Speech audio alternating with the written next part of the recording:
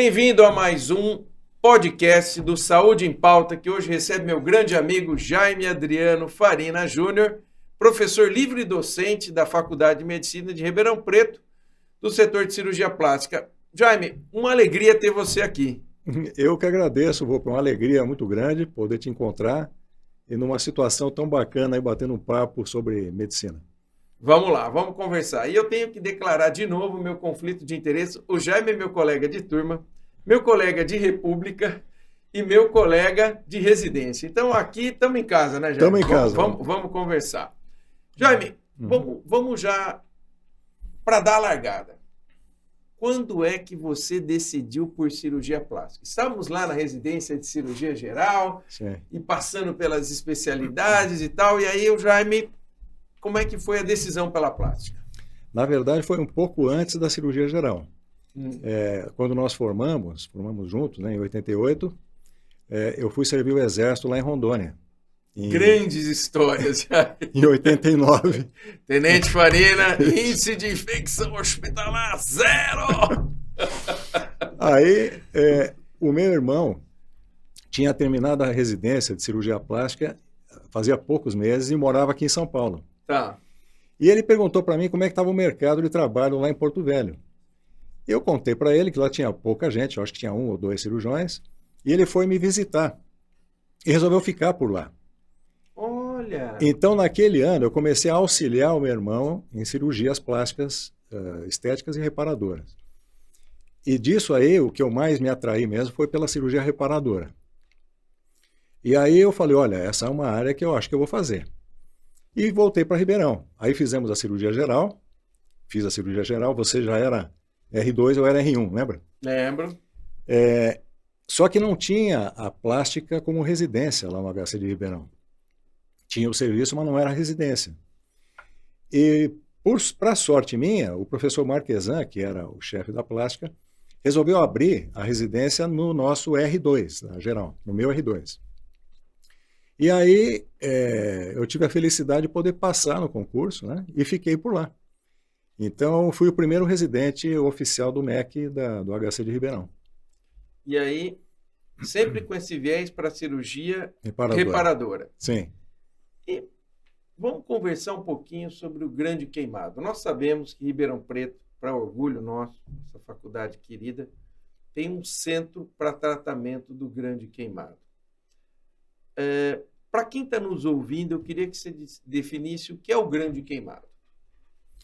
Bom, o Grande Queimado é aquele paciente que sofreu ou uma queimadura extensa e profunda, geralmente, ou pode ser uma queimadura até de pequena porcentagem cutânea, mas que ele tenha comorbidades, uma insuficiência cardíaca, renal, uma queimadura elétrica já caracteriza um grande queimado.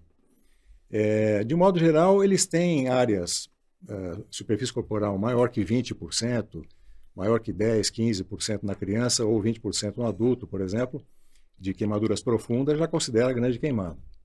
Mas, às vezes, isso eu sempre ensino aos residentes, e chamo a atenção. Às vezes o paciente vem com uma queimadura elétrica pequenininha aqui num dedo de uma mão, a corrente passou e saiu na outra mão. Então, a área corporal, às vezes, chega a 1%. Só que o estrago que fez por dentro, né? O estrago que fez por dentro o torna um grande queimado. Ele vai precisar, às vezes, de terapia intensiva, intubação, ele pode entrar em insuficiência respiratória por trauma pulmonar, né? Pode ter uma arritmia cardíaca, enfim, várias complicações. Então, não é só a superfície corporal que o torna um grande queimado. Você, então, me conta que foi oficialmente o primeiro residente do Hospital das Clínicas de Ribeirão Preto na área de cirurgia plástica. Depois você decidiu ficar. Hoje você é livre docente, vai prestar o concurso para titular. Quais desafios você enfrentou logo que você terminou? Você decidiu ficar no departamento. Quais foram os desafios que você de cara enfrentou para movimentar tudo aquilo e deixar a potência que a gente sabe que é hoje? Procurada por muita gente para fazer a residência lá. Então, eu sempre falo, né, Volpe, depende muito da personalidade de cada um, né? Eu tenho assim uma personalidade de ter esse veio assim meio de desbravador. Tem as vantagens e desvantagens, claro, né? A vantagem é que eu pude participar da evolução, da divisão de uma maneira muito ativa. Tá.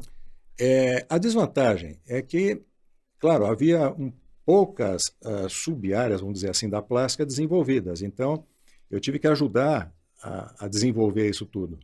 Tá. Mas como eu gostava muito do que eu estava fazendo, para mim foi uma coisa muito boa. Você sabe as entranhas do troço, né? Porque você Sim, pegou do início, né? sim. Na época tinha a unidade de queimados lá, você lembra? E o serviço era um serviço pequeno de cirurgia plástica. Passavam os residentes da cirurgia geral só. Uhum. Depois que houve a formação da residência, eu fui o primeiro residente, era uma vaga por ano. Depois de alguns anos, passou para 2 vagas e hoje nós temos 3 vagas, né? Então o serviço ele cresceu. Aumentou o número de contratados e as áreas foram expandindo. Então, eu assim, estudei muito para microcirurgia reconstrutiva, meu mestrado, meu doutorado foram nessa área. Tá. Então, a gente atua muito com cirurgias complexas, feridas complexas, né? Reconstruções de cabeça e pescoço, de membro inferior, feridas de várias etiologias, que é aquelas que não fecham, então nós temos que operar. E requer muita formação em cirurgia reparadora, né? Tá. Que tem que rodar retalho, às vezes tem que tirar Sim. enxerto de um local, levar para outro. Sim, transplantes livres de tecido, né? Transplantes de osso para mandíbula, para reconstrução de assoalho de boca com pele, enfim, várias cirurgias complexas, cirurgias de um dia inteiro, 12, 15 horas, né? Uhum. Mas o resultado fica tão bom que todo aquele esforço que a gente passa ali durante o dia Vale a pena, né? compensador, né? Compensador. Sabidamente, ao longo de tudo isso, você deve ter tido algumas tentações de se envolver mais com a cirurgia estética, ou sempre foi para reparadora? Eu tive uma época, Volpe, que eu tive que trabalhar muito com a estética também pela questão financeira. Sim. Porque vieram os filhos, né? A família foi crescendo, eu tenho 3 filhos, né? Eu tive um filho, o Tiago, depois vieram as gêmeas, a Gabi e a Paola, e aquilo eu tive que correr atrás, né? Da parte financeira. Então eu sempre brincava que eu tinha um pé em cada canoa. Tá. Um pé lá na estética, um pé na reparadora. Atualmente, eu quase não faço mais estética. Porque é tanto caso grave de cirurgias reparadoras que tem no HC, e a minha dedicação lá é exclusiva, eu fico só lá. Tá. Né? Que eu tive que praticamente abandonar a estética. Tá. Então, meu dia a dia é cuidar de pacientes graves. Entende? E na vida privada, o mercado para cirurgia reparadora é grande ou é mais na universidade? É mais nos serviços públicos na universidade, porque realmente onde o cirurgião plástico consegue uma remuneração melhor é na cirurgia estética ainda. Embora quem faça reparadora e saiba cobrar, estou dizendo fora das tabelas de convênio, sim. Aí muitas vezes a reparadora você consegue cobrar muito mais de uma cirurgia do que uma cirurgia estética. Geralmente mais complexas. Sim, são mais complexas, longas, são né? cirurgias mais longas, são cirurgias para salvar vidas, né? Sim. Então, quem vive só da reparadora no meio privado também está muito bem. Tá. Né? Entendo. E a ideia de ficar na universidade foi por amor à universidade? Porque nós sabemos que na vida privada você poderia ganhar muito mais. Sim. É aquela, sentimento de vocação, de uma missão dentro daquilo que eu considero assim como cirurgia que me faz sentir muito útil para a sociedade. Certo. Porque essa população carente, que é do SUS, eles precisam muito do cirurgião plástico reparador. Reparador. Não tanto do cirurgião plástico estético.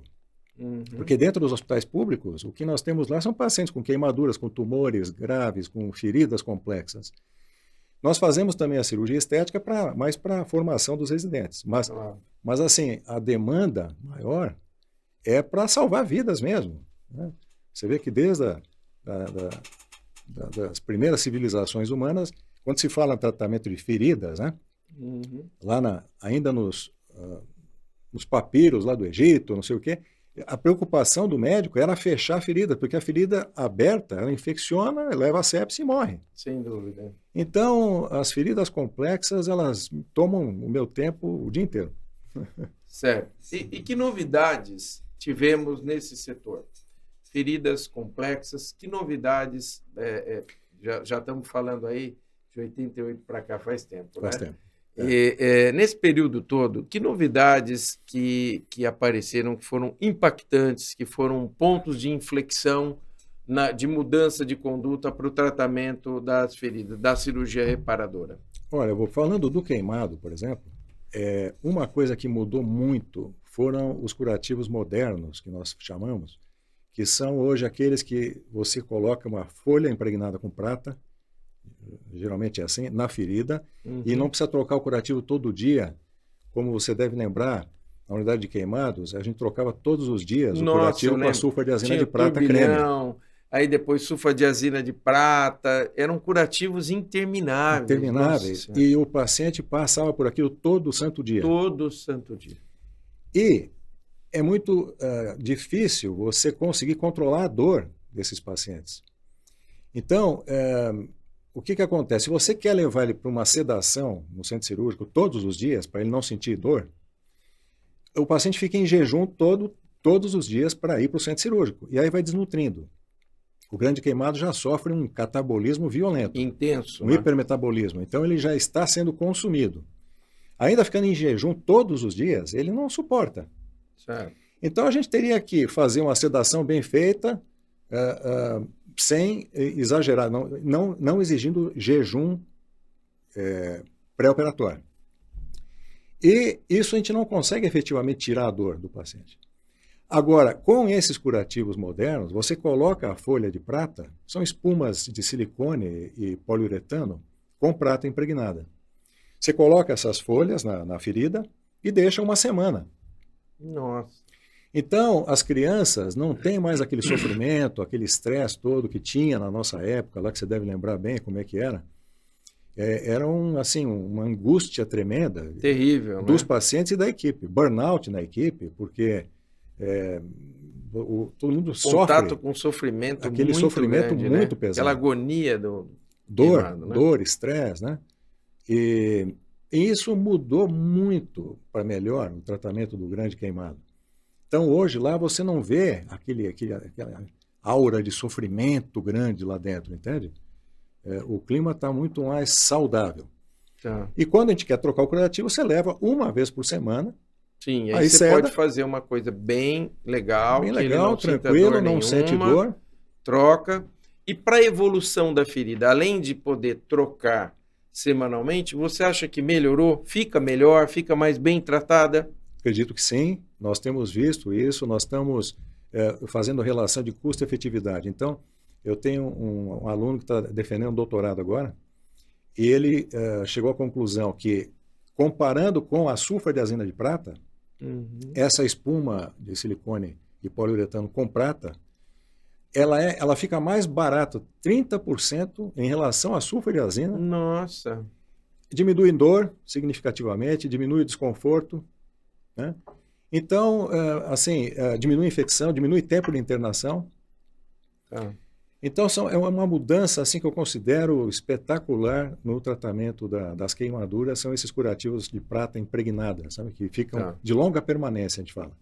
Né? Eu lembro que na nossa época, Jaime, a despeito de todos os esforços, o grande queimado ele é um doente muito grave. Então, às vezes, se fazia tudo, e de repente a gente ainda conversava, né? Você morre que nem passarinho, né? De repente, ele morreu. Você fala, nossa, mas morreu.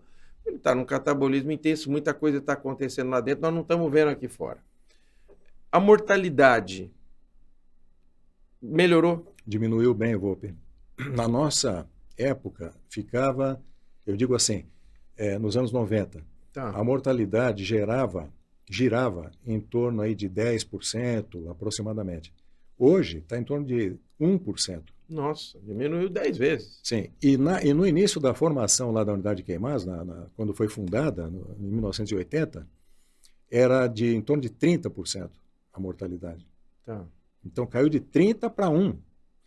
Isso porque também, quando eu era residente, o professor Marquesan adotou o protocolo de cirurgia precoce. Na nossa época de residente, foi em 1990, 91, você lembra? 89, 90, né? 89, 90. Eu fui em 90, R1. Ali a gente não operava precoce. O mundo inteiro não operava precocemente. Tá. Então ia começar a operar o grande queimado depois de um mês. Aí tinha sepse, tinha isso, tinha aquilo, e muitas vezes morria, né? Até antes de chegar nessa fase. Sim. Né? E agora não, a gente dentro da primeira semana começa a operar. Tá. E a ideia é levar uma vez por semana para operar, desbridar em torno de 10 a 15% da superfície corporal. Mais do que isso não dá porque sangra muito cada cirurgia. Tá. O paciente não suporta. Tá. Então, no decorrer de algumas semanas, ele está todo fechado.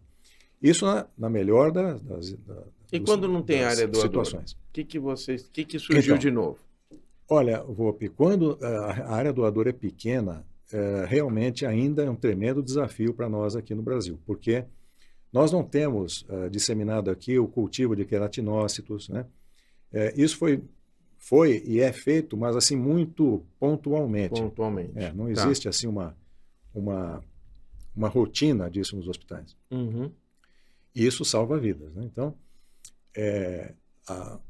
o caminho para o futuro aí é que se desenvolvam mais centros de cultivo celular, cultura de queratinócitos, para que consigam fechar essas áreas que foram destruídas, 90% do corpo, 95% do corpo, e aí o índice de sobrevida melhora, né? Tá. Agora, o grande queimado, o que é interessante, né, Volpe, o paciente chega bem, às vezes, no hospital. Ele perdeu, vamos supor, 40%, 50% da área corporal de pele. Ele chega andando, ele chega muitas vezes falando, ele chega bem. E o pessoal menos experiente não imagina que o paciente vai evoluir tão mal depois. Sim. E aí a gente sempre bate na mesma tecla.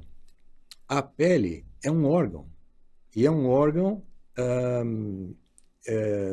que, se ele for destruído em grande quantidade, o paciente entra com o organismo dele em parafuso. Claro. É uma avalanche de resposta inflamatória. Então, desestabiliza coração, rim, tudo, fígado. Né? Uma questão de horas, ele é outra pessoa em 24 horas. Ele fica completamente desestabilizado, com assim, insuficiência de múltiplos órgãos. Então, se a gente não correr na frente, né? Se a gente não se adiantar às complicações, ele vai morrer. Já começa na ressuscitação volêmica. Eu lembro que tinha o Parkland, né, que Isso. a gente fazia, que era um cálculo, que era uma quantidade de volume assim que, se você não fizesse a forma, você não acreditava que você tinha que dar de volume para aquele paciente. Hoje em dia, a forma de Parkland são aqueles 4 ml vezes a superfície corporal queimada vezes o peso em quilos, né? Sim. Ela foi utilizada muito tempo no mundo, ainda mas com muito mais cautela. Hoje em dia, o ATLS, por exemplo, e o ABLS, né, Advanced Burn Life Support ou Advanced Trauma Life Support, preconizam 2 ml vezes a superfície corporal vezes o peso. Então, ou seja, metade do Parkland. Metade. Porque o Parkland tende a hiperidratar. Tá. E a hiperidratação, ela é maléfica, porque cria gera uma anasarca, um edema generalizado. Tá. E aí prejudica cérebro, tudo, pulmão, vísceras abdominais, aí aumenta a pressão intraabdominal, o rim já não filtra, sim, entra em insuficiência renal, aí o edema no subcutâneo constringe os vasos sanguíneos, já diminui a perfusão tecidual, a queimadura aprofunda mais ainda, né? Então é um desastre. Só que ele sempre vai ter um grau de edema depois da ressuscitação hídrica, na primeira semana, que a gente depois tem que enxugar o paciente. Então aí entra a albumina, os diuréticos, furosemida, para você enxugar o paciente. Agora, no começo, se não fizer o líquido, ele vai entrar em renal aguda por hipovolemia. Pior. Acaba sendo pior, né? Então não pode nem hipo, nem hiper. Você tem que balancear, né? Balancear. E o queimado é um doente caro, né, Jaime? Sim, porque ele requer, muitas vezes, longo período em UTI, né? Uma enfermagem altamente especializada. especializada. Eu lembro que tinha uma enfermagem só da unidade Sim. de queimados. Continua assim. Sim. Continua assim. Tá. Então é uma enfermagem assim top, né? E é um corpo multiprofissional muito especializado. Sim.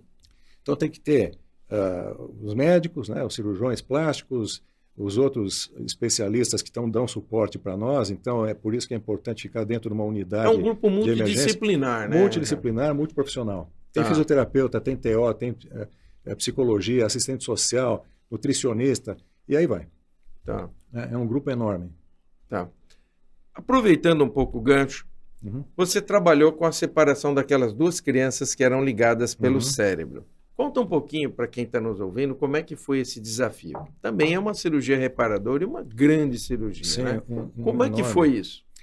Foi assim, Volpe, no ano 2016-17, o professor Hélio Machado, da neurocirurgia pediátrica, Me lembro, deu aula para nós. É um um sujeito grande fantástico. colega, aposentou agora, um grande colega. Ele me Trabalha falou... com as crâniosinostoses, não era isso? Isso. Isso aqui ainda estou lembrando, hein, Sim, Gemão? você tem memória boa. Estou lembrando. Tenente Farina. Vamos lá. Aí ele me comentou, ô Jaime, estão encaminhando para nós crianças siamesas unidas pela cabeça. Se chamam craniópagas, né, quando são unidas pela cabeça. E eu vou precisar de você e da plástica. E eu falei, nossa, mas eu nunca vi. E ele falou, também nunca tratei.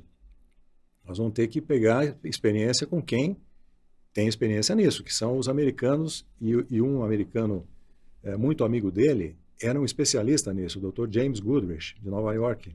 Né? E aí o Dr. James Goodrich veio nos visitar para ver se no HC de Ribeirão havia condições de realizar a cirurgia. E ele gostou do que ele viu lá.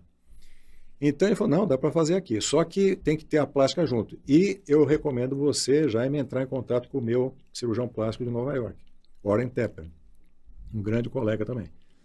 Então eu fiz contato com o Warren Tepper, troquei experiência, ele me ensinou muito, porque eles tinham separado um par de craniópatas 2 anos antes em Nova York, de meninos, né, Tá. 2 gêmeos. E aí ele me deu as dicas. E na separação mesmo, até o Warren Tepper, cirurgião plástico, veio para o HC de Ribeirão e entrou em campo e nos ajudou a fazer depois a cranioplastia. Que sensacional, hein, Jaime? Foi muito bacana. E aí, tudo bem. Aí, de repente, passam mais 2, 3 anos, aparece o segundo caso para nós.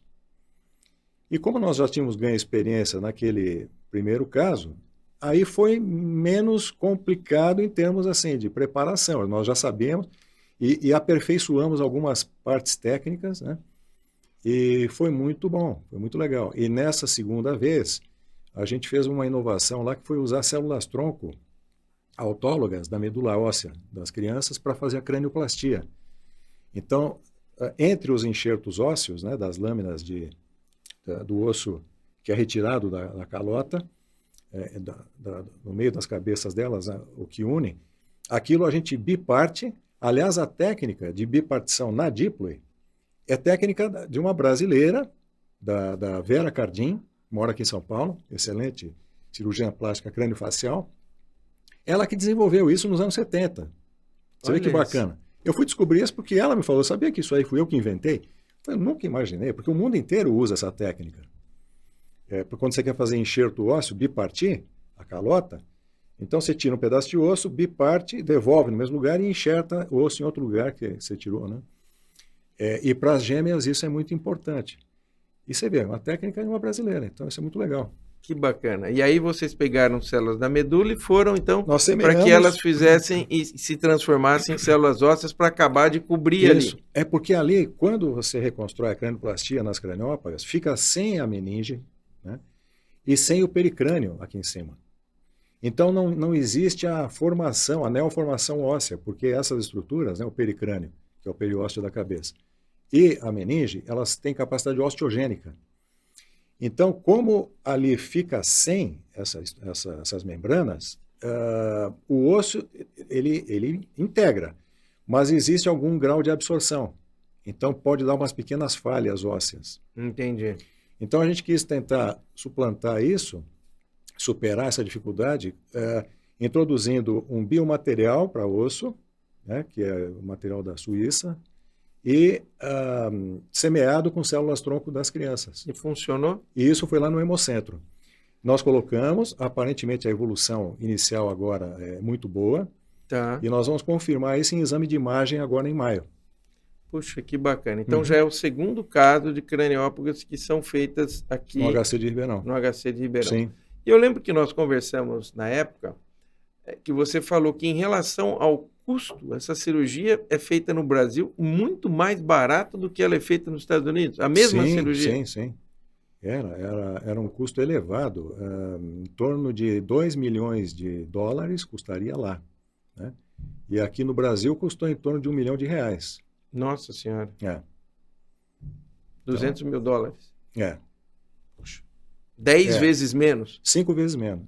10 vezes menos. 10 vezes menos. né? 2 Uhum. milhões, você vai 2 gastar milhões, 200 200 mil dólares. Puxa vida, é muito, né? Sim. Jaime? É muito. E o ganho tecnológico e de experiência que nós ganhamos com isso aí foi uma coisa impressionante, né? E já apareceram outros casos para vocês? Já Que agora tem- virou um centro de referência, né, Jaime? Sim, já tem mais um par Hum. de criancinhas lá na UTI, já aguardando o crescimento delas. Elas nasceram agora faz 3 meses, mais ou menos, e estão na UTI se Ganhando desenvolvendo. peso. Porque nasceram prematuras, né?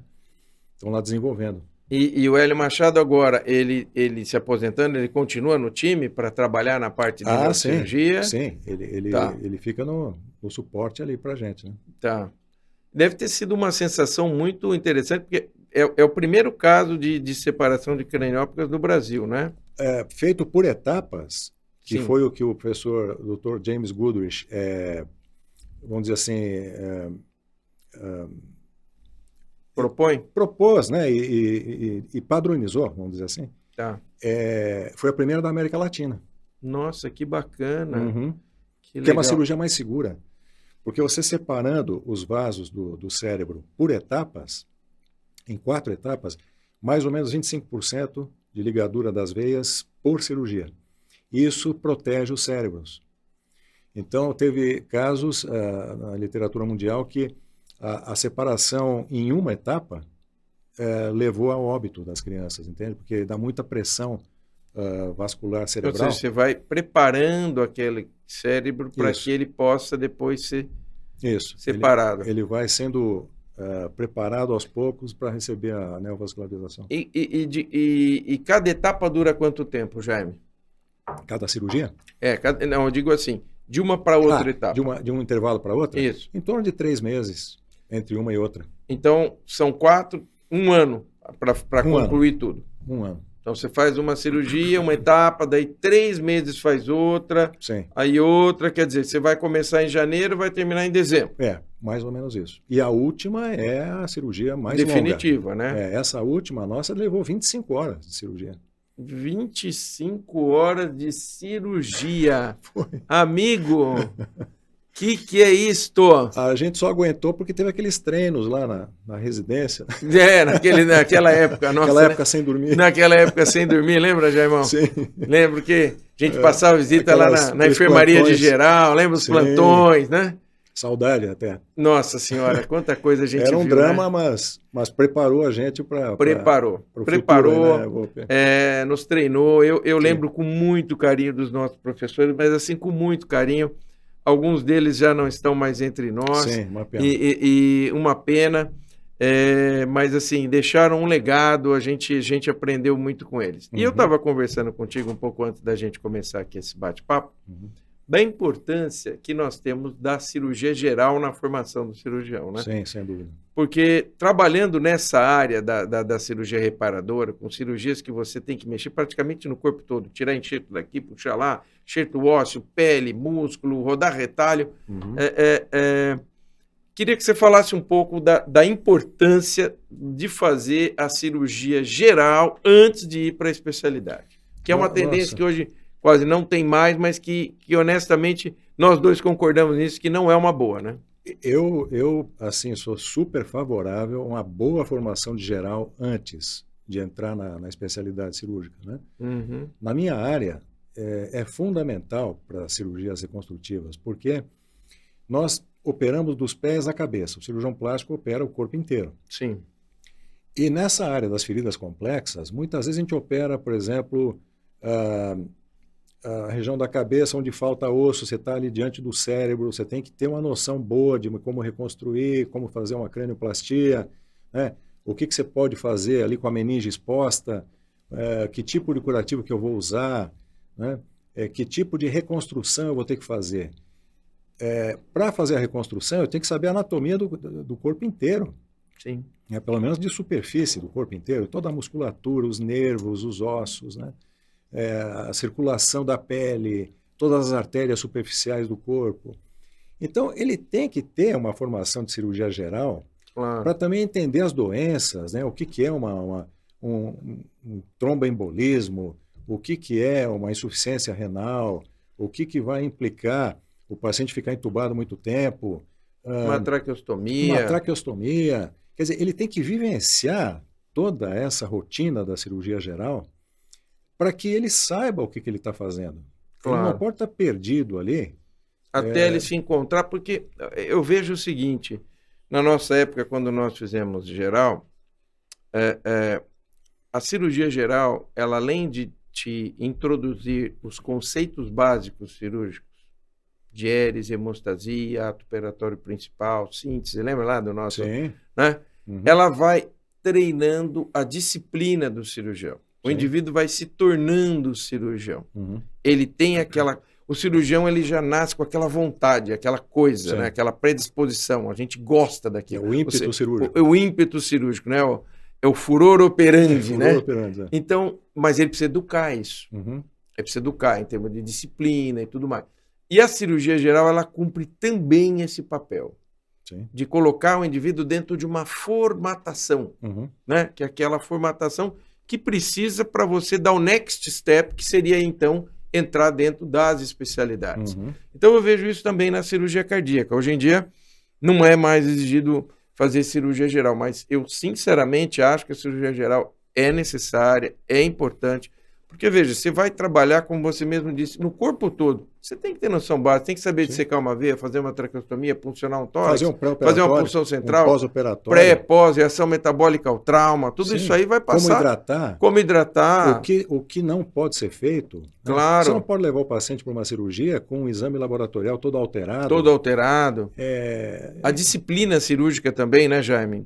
Muito importante. Então, assim, eu vejo que algumas dessas coisas estão se perdendo e acho que ao tirar isso nós estamos deixando o profissional meio manco. Ele vai, mas ele... Concordo, falta alicerce. Falta alicerce. É aquela tal história, né? Você quer construir um prédio bonitão, grande, enorme, que dure muito tempo, você tem que ter base, tem que ter alicerce. Você tem que ter alicerce. Né? Para fazer um prédio alto, bonitão, forte, vistoso, tal. Senão vai ruir, esse prédio vai cair. Claro. Então, e a cirurgia geral cumpre esse papel, né, Jaime? Eu acho que é fundamental. Fundamental. Tem que ter uma boa cirurgia geral. Não é qualquer uma, não. Não. É uma cirurgia geral, geral para valer. Para valer. Porque, infelizmente, né, Volpe, a gente tem visto uma disseminação de abertura de serviços no país com qualidade aquém do que deveria. Muito aquém. Então, a gente vê a formação de alguns profissionais que saíram para a cirurgia especialidade, que vieram da geral, mas com uma formação de geral fraca. Fraca. E isso preocupa muito. Preocupa. A próxima geração de cirurgiões, a gente tem que estar muito atento, porque realmente esses conceitos não podem ser perdidos. Uhum. E por falar em conceitos, eu quero que você agora abra o seu coração e diga para nós, nessa tua trajetória de sucesso que está indo para o professor titular, que orgulho que eu tenho de ser colega de turma desse cara aqui. Eu te pergunto, quem foram os teus landmarks? Quem que são os seus ídolos? Quem foram aqueles caras que dentro da sua carreira você fala, putz, esse cara fez muita diferença para mim, ou esse cara eu admiro muito, eu queria, de alguma forma, ser parecido com ele. Vamos lá. Olha, Volpe, foram vários, eu considero vários deles. Um que eu lembro muito é o professor Carneiro, cirurgião cardíaco. Nossa, nem fala dele, Nosso que eu até me professor, emociono. né? Tem Foi um grande amigo. Um grande amigo, um grande docente, um grande professor, um grande Sim. orientador, um grande tudo. E quando eu olhava para ele, com aquela dedicação, trocando os curativos, não deixava nem a gente pôr a mão nos curativos, ia lá de madrugada e tal e tal. Eu falava, pô, mas é admirável como ele se dedica. Sim. Um modelo, né? Um modelo. E eu lembro bem que aquela visão que eu tinha dele, assim, no hospital, me motivou muito a fazer cirurgia. Sim, né? sim. Me motivou muito. Sim. Bom, depois teve o professor Marquesan, na cirurgia plástica, que me ensinou muito da base da cirurgia. O Mário Eduardo, né, o nosso colega lá de Ribeirão, me ensinou muito. A doutora Cristina, lá de Ribeirão, que está lá conosco até agora, meu braço direito lá também, agora no hospital, também me ajudou muito. Você pega o professor Maser, da ortopedia, microcirurgião, excelente microcirurgião de mão. Sim, né? Me lembro, foi meu professor. Me incentivou muito a fazer microcirurgia reconstrutiva. O professor Piscinato foi super... Da vascular foi nosso super, professor. Foi um mestre para mim, porque assim, ele me abriu as portas para pós-graduação. Tá. Porque o professor Marquesan não tinha mestrado, doutorado, não tinha formação acadêmica. Tá. E eu, para fazer um mestrado, doutorado, tinha que pegar alguém de uma área mais ou menos afim. Sim. Como eu queria fazer microcirurgia vascular reconstrutiva, eu fui no cirurgião vascular, embora ele não fosse microcirurgião. Mas ele me acolheu. Ele falou assim, não, Jaime, eu te oriento. Ele é paizão. O Piscinato é paizão. Então, ele me ajudou muito também. E, assim, são vários exemplos, né? Se for aqui enumerar, a gente não termina, não né? termina. Não termina. Mas é importante você citar, para quem está nos ouvindo, né? Porque são pessoas que fizeram parte da trajetória, Sim. né? Paulo Évora na minha livre docência me incentivou demais a ir para o exterior, sabe? Foi assim um... Olha, Paulo Évora, um cara muito legal. Professor Carneiro, que foram meu orientador e meu co-orientador da tese de doutorado, amigos queridos, assim, que engrandece uma conversa com ele. Eu me lembro que quando fazia a tese de doutorado, eu ia fazer o experimento. E terminava o experimento no final da tarde. E eu morava em Campinas nessa época, voltava, ia toda semana para Ribeirão e tal. E toda segunda-feira o Carneiro ia jantar comigo antes de eu pegar o ônibus para voltar. Que orientador faz isso? Sim. E o Paulo Évora, antes disso, comigo no laboratório, ele ia lá, olhava as curvas, os gráficos. Sim. Rapaz, eu lembro daquilo com carinho, porque mais do que a atividade de tese ou os créditos, a troca, uma conversa no laboratório, um jantar que eu tinha com o Carneiro e discutir algum caso que tinha acontecido na cirurgia e tal, um conselho, né? Que às vezes o professor fala, olha, isso aqui é muito bonito no livro, mas não funciona. Isso aqui, ó, faça assim que dá certo. Sim. Olha, então assim, as conversas que eu tinha com o Paulo, as conversas que eu tinha com o professor Carneiro, elas eram o cimento que foi dando base. Então, a pós-graduação, para quem estiver nos ouvindo, ela não é só feita pela atividade de tese ou pelos créditos. O contato com o orientador, com o co-orientador, discutindo diferentes assuntos que às vezes nem são propriamente ligados à tese, mas ligados à especialidade, eles trazem uma maturidade para a gente. Sem dúvida. Né? A gente vai amadurecendo, a gente vai entendendo, aquilo vai forjando você, e a gente aprende a admirar ainda mais essas pessoas. Sim. Alguns que a gente nem conhecia bem quando era estudante, né, Volpe? Por exemplo, o professor Marcos Rossi, da patologia. Sim. Um tremendo patologista. Então, eu fui conhecer mais da atividade dele como cientista na pós-graduação. Então, ele me ajudou muito a publicar os meus trabalhos na revista Microsurgery, né, que é a revista top aí de microcirurgia no mundo. Ele que me ajudou a publicar assim, mais efetivamente com toda o know-how que ele já tinha, que ele né? tinha na patologia de microvasos, sabe? Foi assim, foram vários, né? Sim. Mas esses estão me ocorrendo agora que você fez a pergunta, aí foram muito marcantes para mim. Marcantes. E assim, é interessante, Jaime, conforme nós vamos envelhecendo, vamos adquirindo um pouco mais de maturidade, a gente tem um outro olhar para os nossos professores. Sim. A gente tem um outro olhar. É o que você falou. um colega da ciência básica, lá da patologia e tal, você vai olhar, porque aí você vai ver o seguinte, quanta sabedoria tem nesse professor que quando Sim. eu era aluno eu não tinha nem ideia, Uhum. eu não tinha nem como, né? Porque me faltava tanto que eu não tinha nem ordem de grandeza para... Sim. Isso faz uma grande escola. Uhum. Isso faz uma grande escola. Sem dúvida. É a base da grande escola, é ter essas cabeças ali Uhum. dentro, gravitando naquele universo, que é um meio de cultura né, de talentos. E aí Sem vai dúvida. surgindo e as coisas vão acontecendo. Né? Uhum. E qual a expectativa que você tem agora indo para professor titular? Como é que é? Bom, Como é que está sendo isso para você? Eu sou só um pré-candidato ao pré-candidato concurso, ao concurso. Mas eu tenho certeza né? que vai chegar lá. Um dia, né? Um dia a gente chega lá. Pode ser que agora não dê certo, não sei, né? Nós vamos prestar. Não sei quantos candidatos terão, enfim. Mas aí, Volpe, eu penso assim, fazer a carreira acadêmica tem sido assim uma coisa muito gratificante. Por quê? Porque a gente consegue ajudar a população com a assistência, a Sim. população carente do SUS. Como eu falei, na minha área, com enxertias, com retalhos, isso e aquilo, a gente devolve qualidade de vida para essa população e muitas vezes salva vidas, porque às vezes o paciente chega lá com uma ferida enorme, como eu falei, e a pele é um órgão vital, e sem pele ninguém vive, então você se sente útil. Sim.